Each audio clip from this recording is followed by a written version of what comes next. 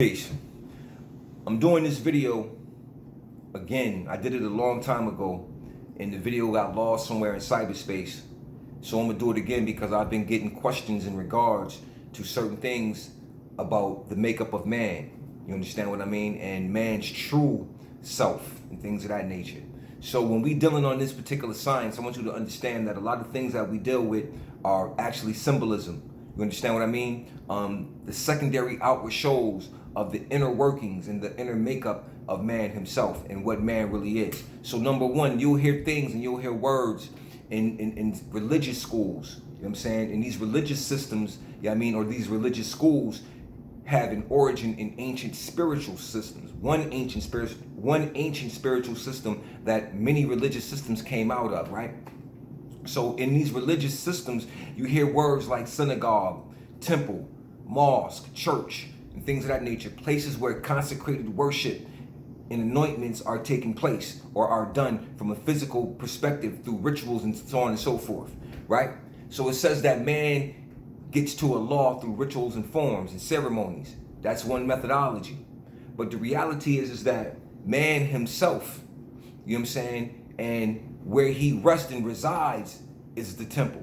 His body is a temple or a mosque or a synagogue or a closet or a cave. See, all of these words were symbols of what was taking place within man and what man is himself. Man is a place of anointed, appointed, and consecrated worship. Man must go within the temple in order to worship. But this temple is not a physical building. You understand what I'm saying? This temple is man himself, this physical body. Now, you have ancient scriptures and you have scriptures and you have records that talk about this. You understand what I'm saying? For instance, the book of Acts talks about, the book of Acts chapter 2, if I'm not chapter 22, if I'm not mistaken, it mentions the statement that the Most High doesn't dwell in temples made by hands.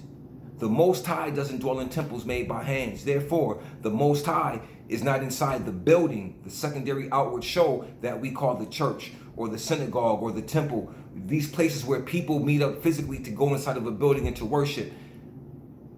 Allah is not there, according to the records. The Most High doesn't dwell in temples made by hands. So most physical buildings are made by hands, but the Most High doesn't dwell in those temples. So there has to be another temple or another place where the Most High dwells. You understand? And when you look at the book of 1 Corinthians, it tells you where that is. Know ye not that your body is the temple of the living God, and the Most High dwells within thee. That's science. See, this goes back into ancient antiquity to the science of man, know thyself. Because see, when man knew his self, and the instruction was for man to know thyself, for man to know thyself, not for man to know Jehovah or Tha or Osiris or Pram or any of these other deities. It was for man to know thyself, because when man began to know thyself, he would know Allah, he would know Jehovah, he would know these other things, because all of these things are just the makeup, you know what I'm saying, in man himself, because man is not his body nor his soul, but man is something much more ancient and infinite than his body and his soul, those things which he used. Now, so as we understand that this temple is not necessarily a building, that man must go within. But what did the great master Jesus tell his disciples when they asked him about heaven, where heaven was? Jesus told them it's not around you, it's not above you or below you, it's within. And man must go within and sit and listen to that still small voice that speaks to man within man, which is called intuition, or which we would call the divine in you, subconscious, or your God in you. So understand that the temple and the mosque and all of these places are the secondary outward show of worship. That's generally just a place where people go to meet and fellowship together. But the real worship is internal. The real house, the real temple is you.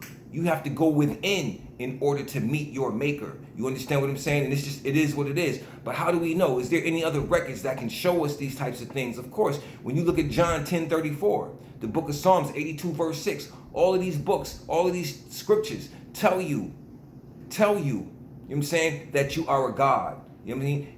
Don't get mad at me for telling you what your Bible tells you. Don't get mad at me. You can't, don't say I'm committing blasphemy when your own book tells you, but you don't read your book for understanding. You don't even read it.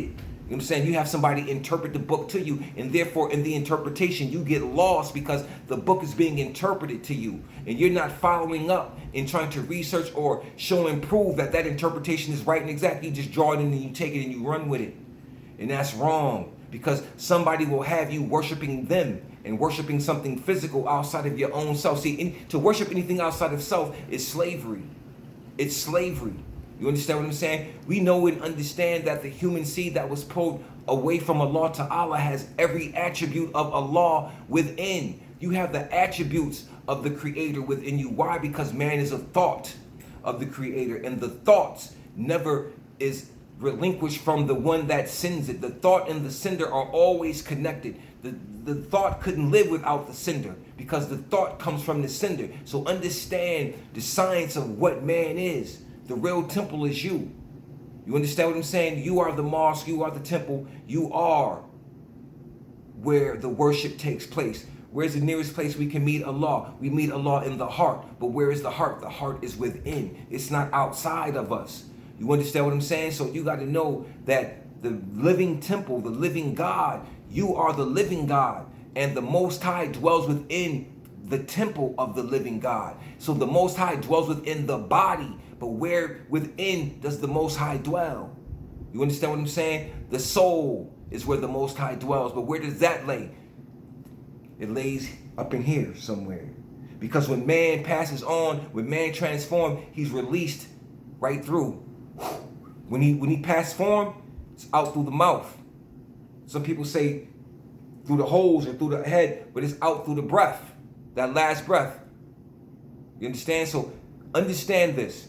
Know and understand that what you seek to worship is what you already are. Know and understand that nothing outside of you is worthy of worship, but that which is within, where the masters have told you to go. Anything outside of you that is worthy of worship, you are committing a sin.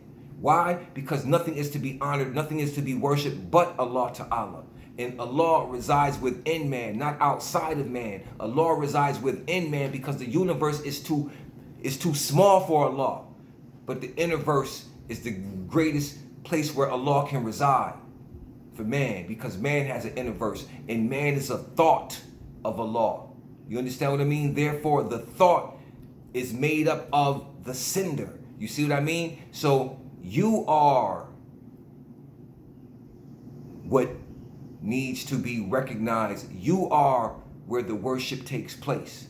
The anointment, the consecration of the holy temple, and the consecration of the witness who is in the temple to their deity is what takes place within you. And everything else is an outward show. These buildings are an outward show, you know what I'm saying, of what is supposed to go on internally. We have a holy altar inside of our Moorish Science Temple of America, and that holy altar is just a secondary outward show of this holy altar where we sacrifice, you know what I'm saying, and purify our thoughts of love with the fire of purification. You understand what I mean? We purify ourselves. We put our sacrifices on the altar of love and let them burn. You understand what I'm saying? From within. So you have to understand that you are exactly what you're seeking, and that there's no secret and there's no mystery. You understand what I mean? Man is a God. And I'm not telling you that. I'm not saying it, but it's been said to you by your great masters, by your great teachers. They have told you, by the great sages. They have told you when Buddha sat in that cave. But that cave was an outside manifestation, but he went into the internal cave as well. You understand? Prophet Muhammad went to a cave, but he went into an internal cave. Your scriptures teach you that if you want to deal with the Creator, go into a closet where nobody can eavesdrop and nobody can hear you. But if you go into a physical closet and you pray out loud, people can hear you. But if you go internal into this closet, there are no eavesdroppers. Nobody can hear you when you go internal. So go into your own closet and understand that the closet is not something physical, but the closet is within. Peace. Oh, be God.